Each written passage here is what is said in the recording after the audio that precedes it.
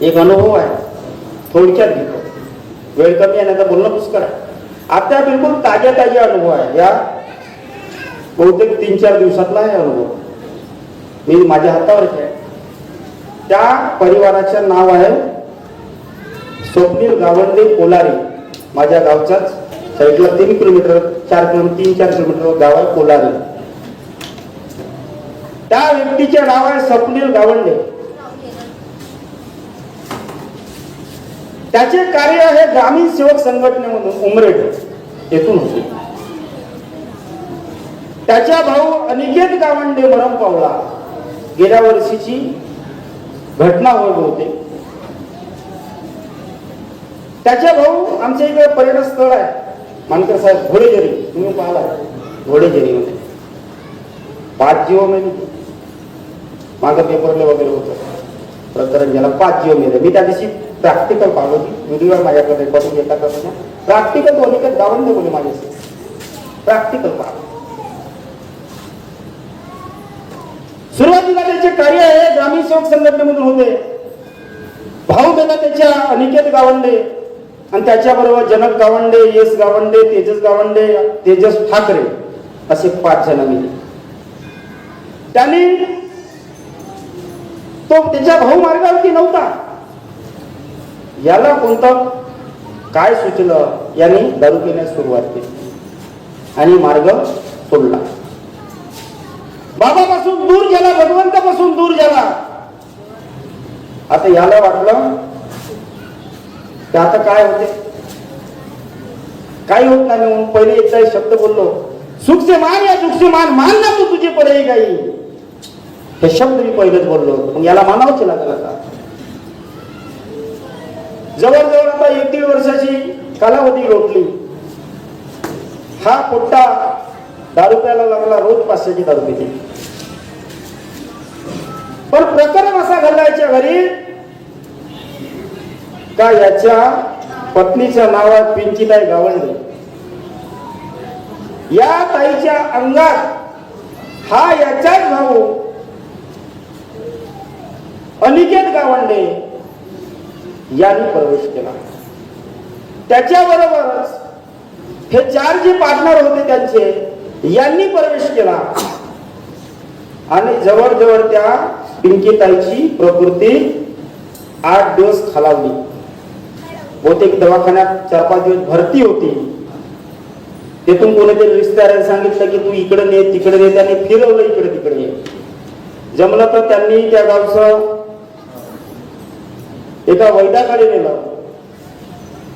वैद्याकडे नेल्यानंतर त्या वैद्याने भरपूर प्रयत्न केला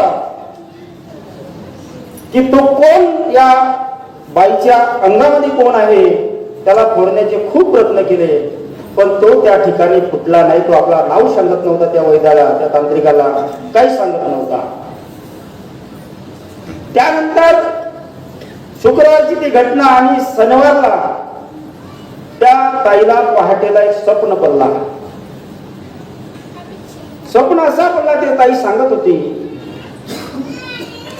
की मी झोपीत असताना 4 वाजता माझ्या घरचा माझा पती माझ्या डेराची लाश एका पालवामध्ये बुडून माझ्या घरी आणून दिसला आणि घरी आल्यानंतर ते लाश दरवाजात बसून दिसली आणि ते लाश पूर्ण भरली होती. तेव्हा तो अनिकेत गावंडे जो मेला होता तो आपल्या वहिनीला काय म्हणते, वहिनी मला पाणी द्या आंघोळ करायला. वहिनी भांडे घासत होती, शितारा पाणी होता. शितारा पाणी असल्यामुळे वहिनीने काही पाणी दिला नाही आणि त्यांच्या घरच्याने तिला झोपेतून उठवलं. आणि ही बाई झोपीमध्ये तिचा पती कसं सांगतो की ही बाई पूर्ण केस लटा वगैरे सोडून हे अशी उलटी झोपली होती म्हणे. जी आमची पिंकीताई गावंडे लटावटा सोडून अशी उलटी झोपली होती म्हणे. तिला उठवतो म्हणे, ते उठत नव्हती आणि जेव्हा त्यांनी जोराने आवाज मारला तेव्हा उठली आणि पुन्हा ती झोपली. त्यानंतर शनिवारच्या दिवशी माझ्या निवासस्थानी त्याला आणण्यात आला. कोणीतरी सांगितलं त्यांना की तुम्ही वाणी साहेबांकडे घेऊन जा. त्यांचेच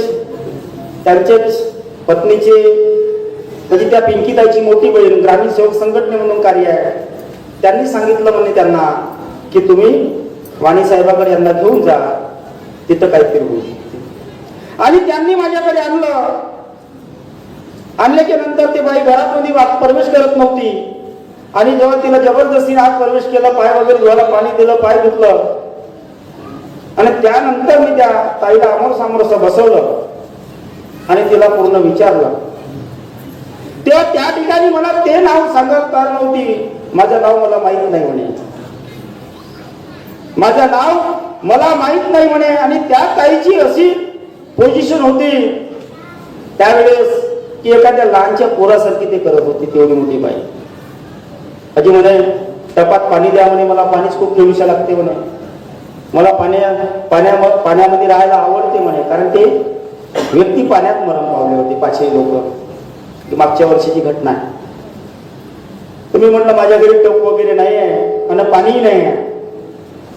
मी म्हटलं तुझं नाव सांग, तू कोण? असं एक नंबर बोलत होतं ते व्यक्ती, जो अनिकेत गावंडे त्या बाईच्या अंगातून बोले, असा तोंड करत होते. माझ्याकडे व्हिडिओ रेकॉर्डिंग आहे एका तासाची. खूप कौतिकवाण्यासारखं बोलत होतो तो अनिकेत गावंडे त्या बाईच्या मुखातून.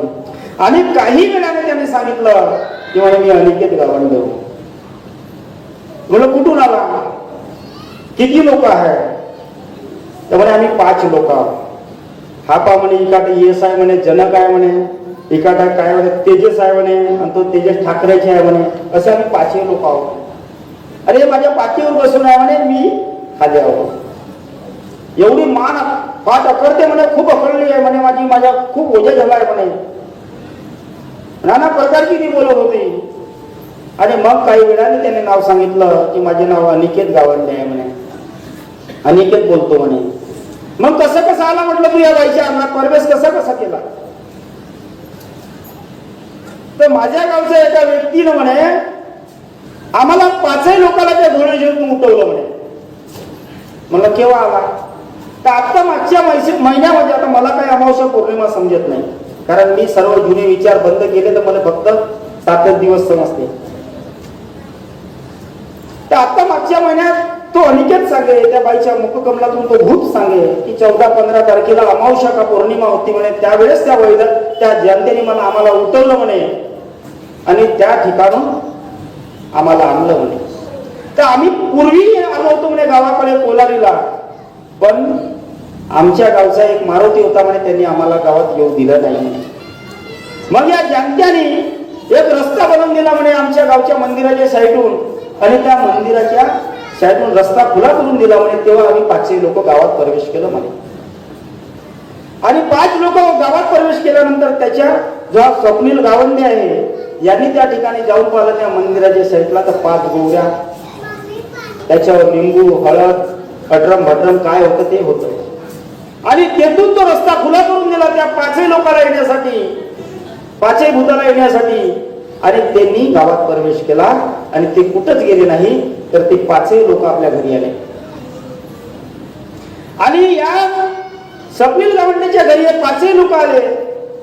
त्यानंतर यांनी काय केलं, हा अनिकेतनी त्याची वहिनी संडासकडे गेली आणि टिपूर पाणी येत होता. ते भूत सांगते, त्याच्या वहिनीला काहीच नव्हतं माहित, तो भूत सांगते.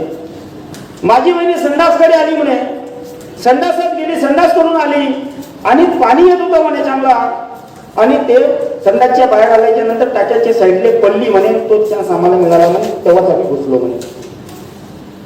काय म्हणते, कसं बोलते तो, काय कसं सांगते तो अनिकेत गावंडेच्या बाईच्या मुखकमला. तुम्ही कसं प्रवेश करून पूर्ण विचारलो, एका तासाची व्हिडिओ बनवून टाकली त्याची, की हे बाई माझी वहिनी पडली म्हणे. आणि त्या पाण्याचा चान्स मिळाला, कारण ते 5 लोक पाण्यात मेले आहे त्या घोडेजरीमध्ये. पाण्याचा चान्स मिळाला आणि तेव्हाच हा अनिकेत गावंडे तिच्या अंगात प्रवेश करतो आहे. 5 लोक तिच्या अंगात प्रवेश करतो आहे आणि तेपासून तिच्या प्रकृती जास्त खालावली.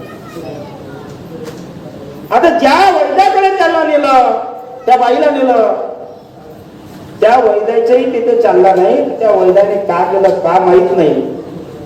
आणि त्या वैद्याकडून आल्याच्या नंतर आता नाव सांगितलं त्या वैद्याचे, पण कोणाचे नाव घ्यायचे नाही, आपल्या गावाचे नावही सांगितलं, पण आम्हाला कोणाचे नाव घेऊन कोणाची बदनामी करायची.